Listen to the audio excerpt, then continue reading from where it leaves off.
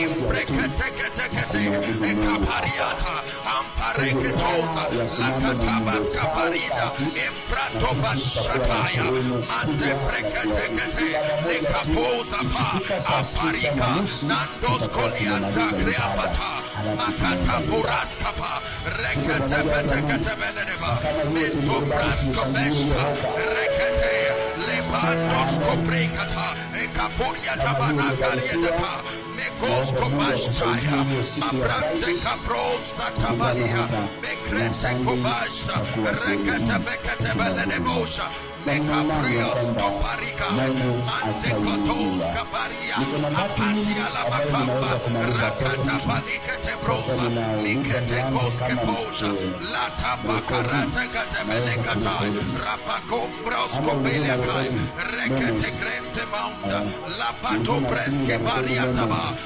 Maana hii inaweza kuwa memes. Karibisha mwenzako, mwambie karibu katika ibada ya leo na uzidi kubarikiwa, na umwambie ninaomba uwe rafiki wangu katika Yesu. Tena umwambie tafadhali uendelee kunipenda na uniombee. Jina la Bwana Yesu libarikiwe. Nataka nizungumze juu ya topic nzuri sana ambayo moyo wangu umebarikiwa na moyo wangu umeinuliwa nayo, na ninahisi ya kwamba hata wewe imekubariki.